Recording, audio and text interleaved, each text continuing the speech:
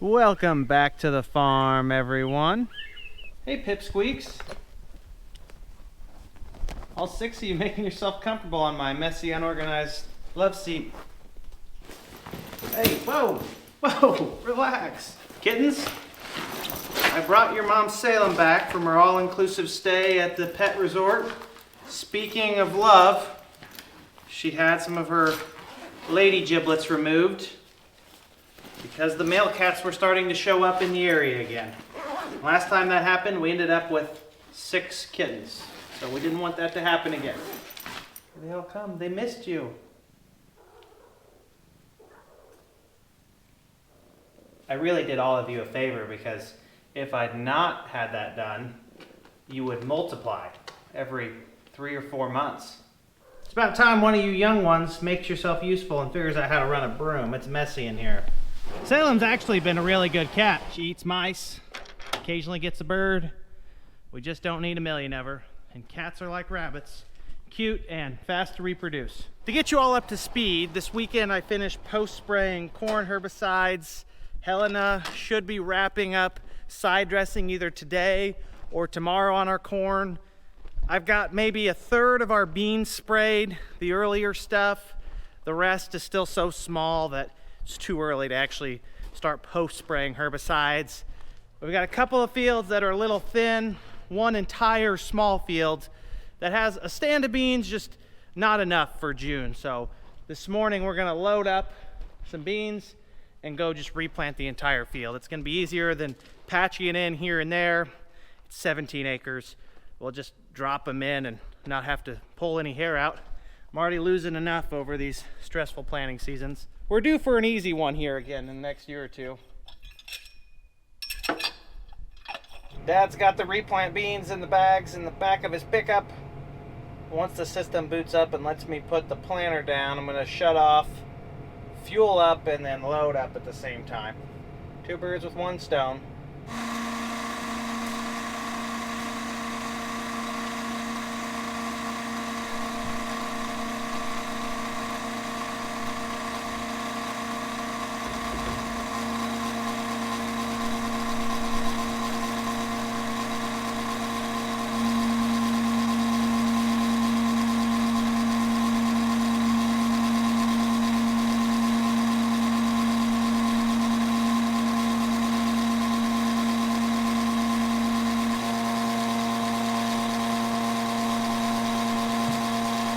The rig is full of fuel def and has adequate seed to head down to some challenging light clay soils in Neoga.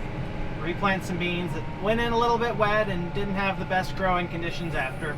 It was mostly our wrongdoing that got us into this situation. Mother Nature didn't cooperate, but you can't really complain about that. The neighbors are top dressing some of their corn with urea. They run a dry broadcast program once the corn's up. I would assume they treat the urea with agrotane or some kind of volatility stabilizer because it's going to be 4 or 5 days until a chance of rain if it rains, and urea can move up pretty quick if it's hot and sunny.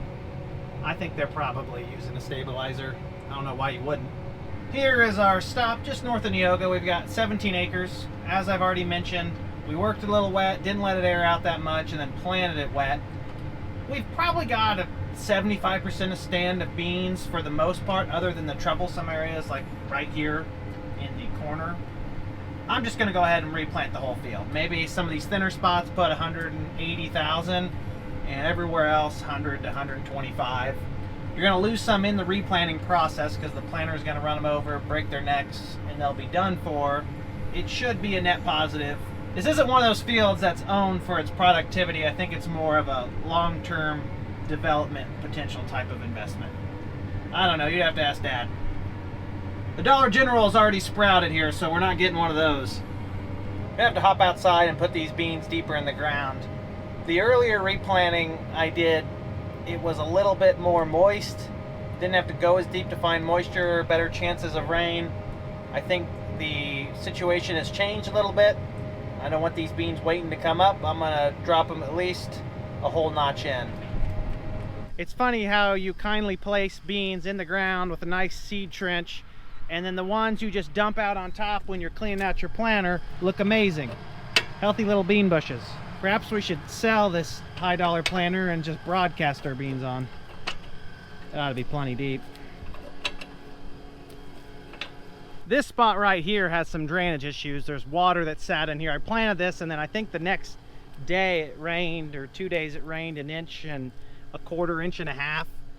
Some beans are still coming. This ground gets really hard. A lot of them break their neck, so that one's just coming out of the ground. And this one next to it, all you see is the stump, because when it was trying to curl out of the ground, like this one is, it broke its neck. This ground gets really hard. It's not the first rain that necessarily kills you after planting if they don't get out of the ground. It's the lack of a second or third rain to soften the ground back up to allow them to come through. That's what we're dealing with out here. Decent stand of beans, just so we don't have to deal with weeds. We're going to replant the whole thing. We are doing the classical crisscross pattern. It was originally planted this way. You can row the beans, so there's a decent amount out there, except for this. And I'm braving the passage through this, hoping I don't get stuck. There's some kind of drainage issue there too. It's been sprayed, just hasn't been planted, and now it's planted. It's not always exactly possible or easy to do. When I'm out replanting, specifically with the rows, I try to move over a little bit so my row unit isn't crushing the row. It's inevitable that the tractor is going to run over a row. You're just hoping that you do the least amount of damage. We're probably a couple days early. Another rain, we might have had more. It's all right. We'll get them replanted.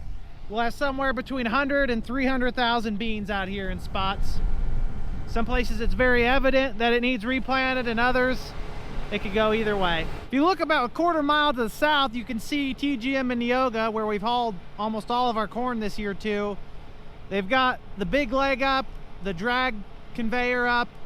I think that they're working on the new railroad spur. I've not been there in the last couple weeks. I've been spraying and taking care of other stuff. Jeff's been there a lot though. He hauled our last load of corn this morning. Sliced in right between the row. Some people do believe in rolling your beans at this stage to upset them and cause them to grow more. Maybe I should run them over just to boost our yield if that's true. I talk about how challenging some of this southern Illinois-like soil is, and we are definitely in southern Illinois at this point. The neighbor to the south here, I've got no idea who farms it. I'm sure he's a decent farmer. I think he waited for it to be dry. He worked it nicely, and his corn stand, although good, definitely isn't perfect. There's spots out there that look rough that are probably less than 50% emerged, if not more than that. I'd guess they need spotted and replanted. Again, that's nothing against that farmer. It's just like this field here. If conditions are not perfect when the farm is planted, and for the 7 to 10 days after the farm is planted, you very well may have to replant. I'm guessing that the neighbor to the south, again, no idea who it is, probably planted into better conditions than we did. The field I'm at here is notably a wet hole with water issues. The point still stands.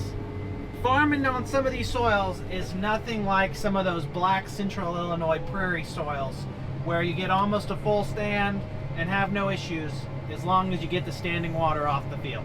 This field is done. I got one field to go spot in a place at, and then we're done again for a while. We replanted an entire 17-acre field and then a third of a 35-acre field, maybe 12 acres. Really no rhyme or reason to the second field as to why it was problematic. Some spots looked fine when we planted it. It was dry, maybe a little bit rough on the seed bed. And there was also some animal feeding, like rabbits had been chewing on the top leaves of the soybeans, possibly giving the appearance that the stand was thinner than it was. We just dropped it in. Our replant check may be the only money we make this year anyways. I guess you wouldn't really call it profit, more of a change in hands of finances, because the planter and the tractor, although technically free from a cash flow standpoint, do burn equity and incur repair costs when you take them out to the field. So we're not writing a check to run this, it's all paid for.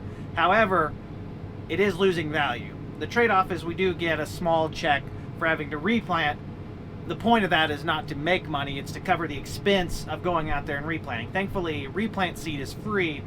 Fuel, labor, and depreciation, wear and tear are not. So, we got a check coming for replanting. It's just not actually making us any money. If anything, it's a wash to losing money, but it is money, so cash flow. Okay, real talk here. Between work and kids and trying to be civil with my wife on occasion, we always seem to have our hands full with something.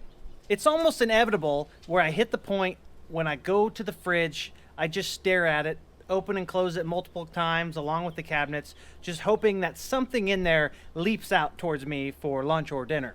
In a perfect world, the food would just magically cook itself. Spoiler alert, that never worked, and I don't think it ever will.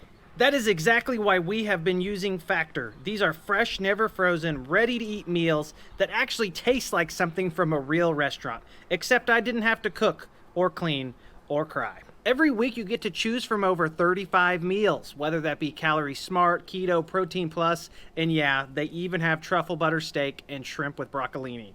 Oh, and the best part? It's ready in 2 minutes. That's it. The food is undeniably good, still juicy after reheating, which never happens, even when I cook myself with an actual fire. Factor's kind of become my go-to dinner or lunch move. I don't have to think about it, I don't have to clean up, it's priced affordably, and I'm not panic ordering fast food at 8 o'clock at night. It's flexible too. I can pause a week if we're traveling or change meals when my kids start declaring war on broccoli again. It does appear that the Great War on Broccoli has resurfaced here at our dinner table. Dinner time in our household can be a little chaotic on occasion depending on the season and how busy we are. When we have Factor in the fridge, we know we have something reliable for us and for our children. It works out really well.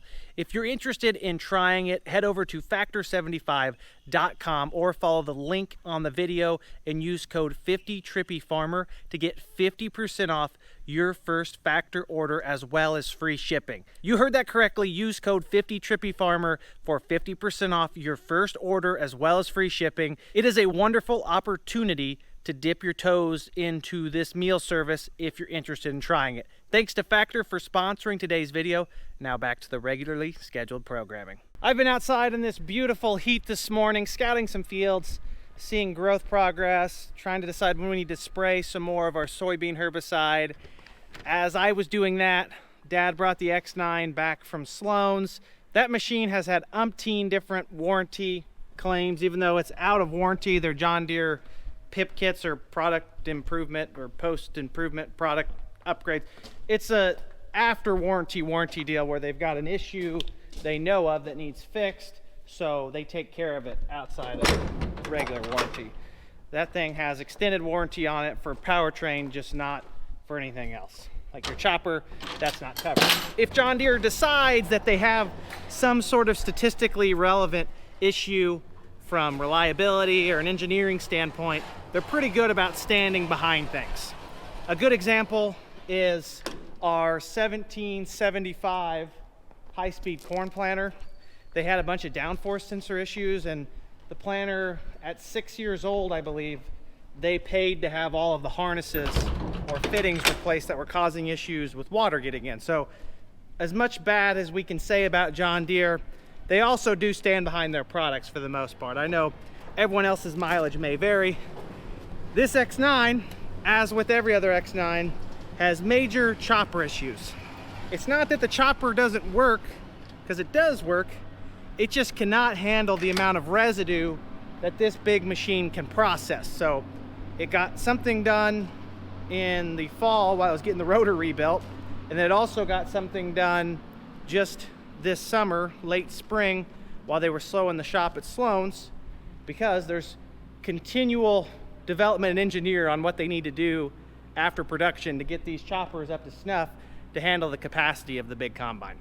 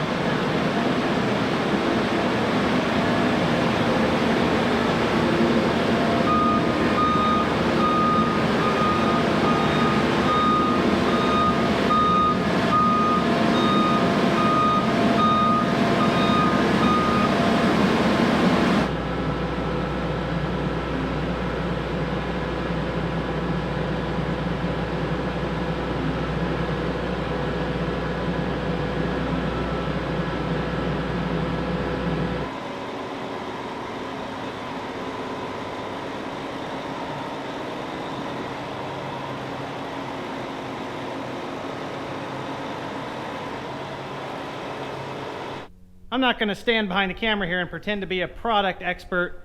The first thing I've noticed from this trip to town is they've replaced the end. These were a rubber paddle all the way to the end, and now I almost think those are rubber. Maybe those are metal. I think they're rubber.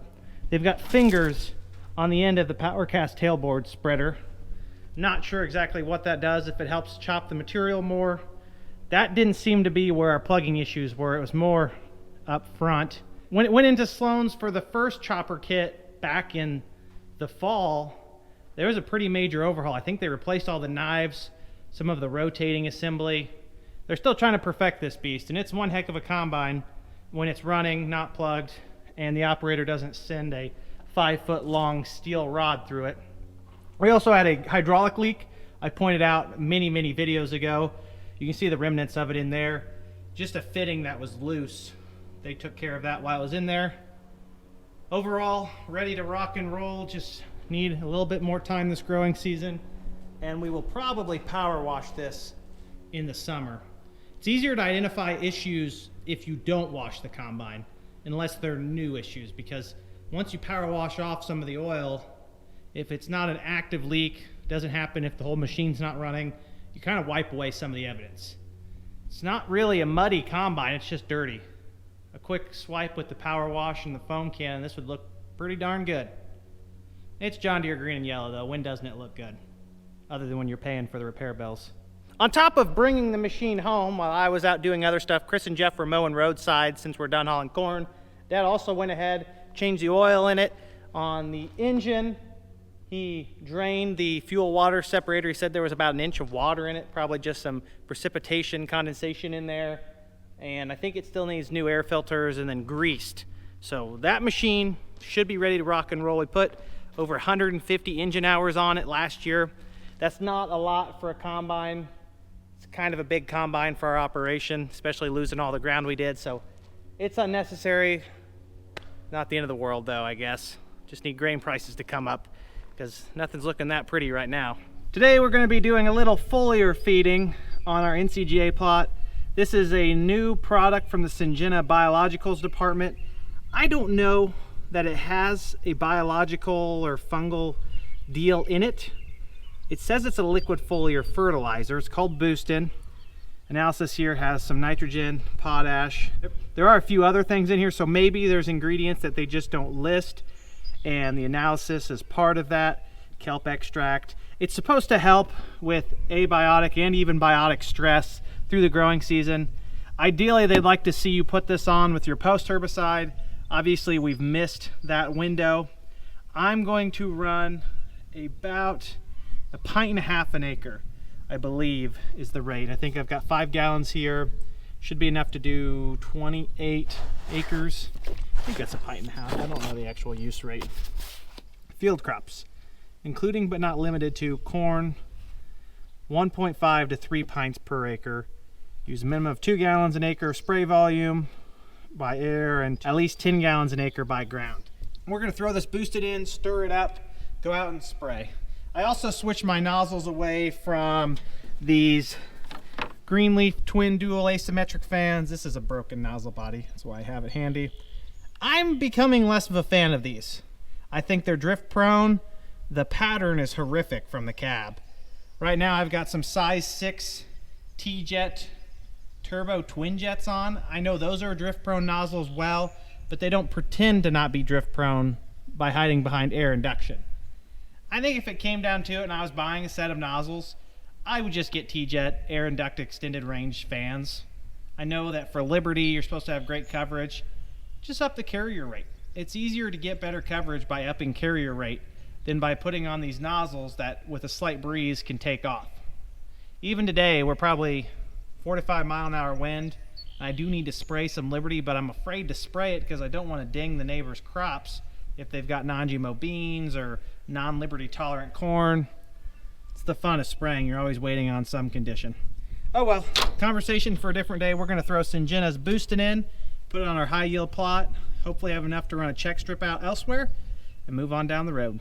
Yeah, you can tell it's a biological. It's almost black, brownish. First rule of chemistry, give it a smell. Yep. Smells like a lot of the other ones I've used.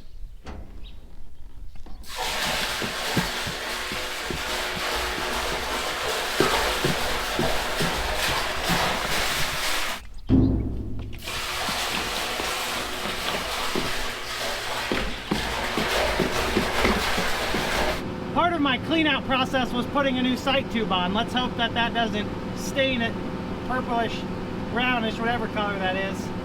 I know my wife's gonna complain in the laundry because I got some of that stuff on me, and I doubt that smell will ever come out. Biologicals, the next frontier. That also kind of stinks. The south end row of this field that's wet and slow to come up still looks like garbage. Out in the field though, it looks pretty darn good. I think the answer to this, like with many other problems, is just more tile. Put more tile in and move on down the road. I could be crazy and just trying to confirm my bias. I think you can see the two tile lines we have in this field. There's one right there, and then there's another right there. This is really wet here on this south end. I think they're 50 foot apart. I could see this being a field where 25-foot spacing on the south end is what you need to deal with how wet the ground is.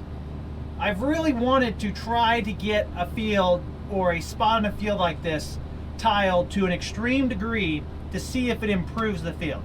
Yeah, you're probably not going to go out on a 200-acre field and tile every 20 foot, but I could see a case to be made for trying a problematic in-row like this. I mean, it is constantly wet, it doesn't dry. The field to the south is about the same way. You can even see the in-row there is exactly similar looking. The corn's planted way later than this. This will still make corn. I would argue it's going to be 200 plus bushel corn, but it could be better, and maybe a tile plow can fix that. What's fascinating is that the pattern doesn't really follow anything, so you can see the sprayer track possibly right here, and then that's a side dress track, and then that's another side dress track, and the side dress tracks could also be from the planter. Something's causing compaction, and a lot of times the underlying cause of compaction is the field's too wet.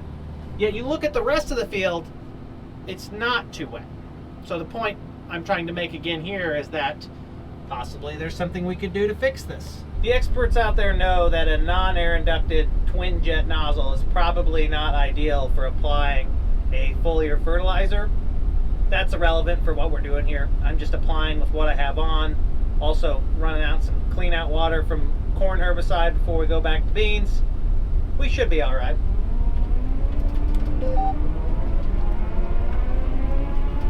Oh, that's a little foggy, isn't it?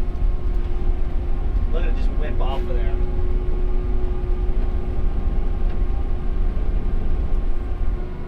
The pattern on that side looks so much different than this direction.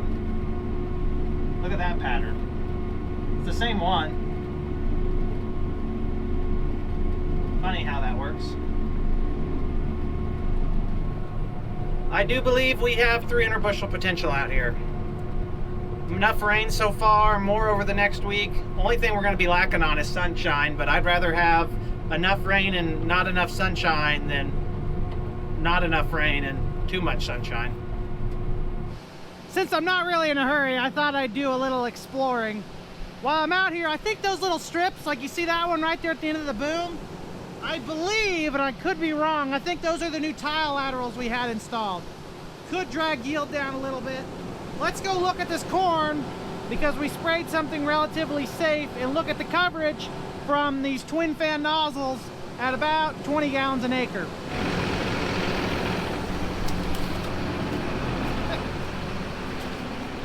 Sorry, buddy. Cleared me a spot. Look at that. See all those speckles on the leaves? And I'm not even running a fogging pressure. I'm keeping it low because we're putting a foliar fertilizer on, biological product, and I don't really want it to be powdered up too much as it comes on the leaf. That's coverage for you. I don't know if that helps show it at all or not. There is a lot of room for it to get to the ground. The canopy's not fully covering. I am happy with the amount of coverage we're getting. Look at that. That is why people like the twin fans for products like Liberty that are contact herbicides. Again, we're not spraying a herbicide here. I'm just showing you the coverage. It's a lot of speckles. It smells oddly similar to fishing. I don't know if you've ever been fishing. It just has a smell to it. This is the smell I would think a fish smells like. That's biologicals for you, I guess. Corn planted April 16th, and we are at least 3 foot tall. Earlier planted corn stays shorter because the earlier part of the growing season is cooler, so the nodes themselves, the distance between the collars on the leaves, don't stretch as much. That does not imply anything about yields. If anything, earlier corn typically has the advantage around here most years. That's not always the case. Last year our later planted corn was better. But what you will almost certainly see is that the later planted corn will get much taller. This stuff may tassel at 6 foot or so, and the later planted stuff, even of the same hybrid, could get to 7 foot. It's growing more in between the nodes because the season is warmer while it's vegetating. Again, that does not make any implications of yields, except for these plants right here. I don't think they're gonna yield much. They could stand up. Sorry about that. I wish I could make the video scratch and sniff, because there's an aroma to this product, and almost all of these products are like this. Just very bacterially, fungally smelling. And this may not even have that in it. It could just be the nutrients. It smells like a lake. Good looking corn. We should be out of the Pioneer 14830Q and into the DeKalb 6835. The stand's not perfectly even in terms of height. Some of that is topographical. I would guess some of that is also soil type and localized compaction. I mean, there's a lot of factors that could be affecting it that we can't see. Overall, I'm happy with how this corn looks. If you're really wanting to manage this perfectly, what a lot of guys do, and I don't know that there's any true efficacy to this, is they start pulling soil samples, or not soil samples, tissue samples. So they'll go out to a growing plant, they'll cut a little section of the leaf from multiple plants, and they'll send it to a lab. And the lab will analyze the tissue and be able to determine the nutrient content of said tissue. They compare that to their baseline and long-term data they've seen in other fields. So they say, hey, this field right now, this spot is low on zinc. This spot could be low on sulfur, nitrogen. Tissue sampling is kind of witchcraft, kind of science, because you can have really good corn that tests low all year. So I think that the growing conditions when it's taken matters, the moisture in the soil matters, your fertilizer plant obviously matters, pH of the soil. The hybrid could also matter because they may not all store the same amount of nutrients in their leaves. Some hybrids look terrible all year and yield great. Other hybrids look great and yield fine. Like that 1742, it looks terrible right now. They said that's just the way it is. I ought to pull a tissue sample and see how it looks. That's a discussion for a different video. Got another couple acres and we'll probably run out. Never mind, I just ran out there. One thing I've learned about operating a sprayer is the sight glass is the least reliable thing you can use to judge how much liquid is in your sprayer. It gives you a ballpark. Like, I should have had enough there to probably spray 31 or 32 acres based on where the sight glass was as I was parked. Could have been leaning one way and I thought I had more than I actually did, because now we're at 27 acres sprayed and we're out, and I don't think I over applied. I just probably didn't have as much water as I anticipated. Oh well. There's a company, and I can't remember their name, Siemens Innovation sounds about right. They make an AccuLoading system or an AccuRead system for the tank, and it tells you how much volume is in your tank using either a flow valve, some calibration system, lasers, I don't know. Could be magic for all I know. I think that'd be pretty handy. I've heard of guys that have run them on Deere sprayers that claim they're great. I've never looked to see if they work on a Hagee. I went and sprayed a field with Liberty. Probably not ideal weather. We have the humidity that you need. Ambient temperatures in the mid to upper 70s. Sun, almost non-existent. So we will see how that works. The field needed sprayed.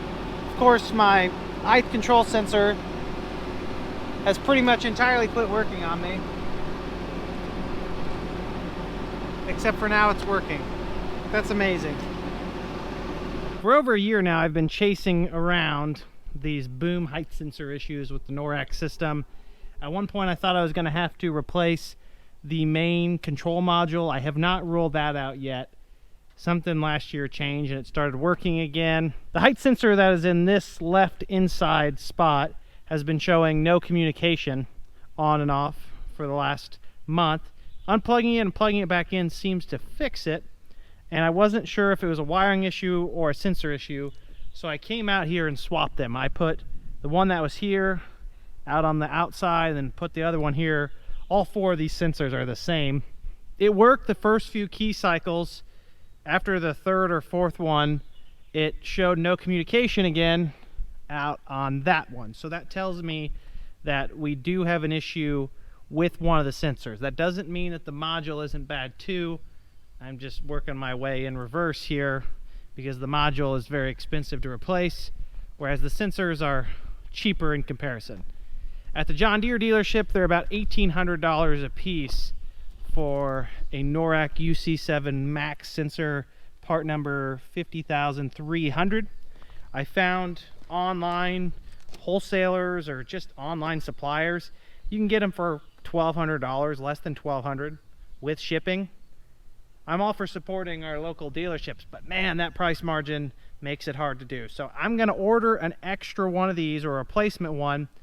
If any of you know anything about these are ultrasonic radar height sensors. I believe there is a way to repair them and rebuild them.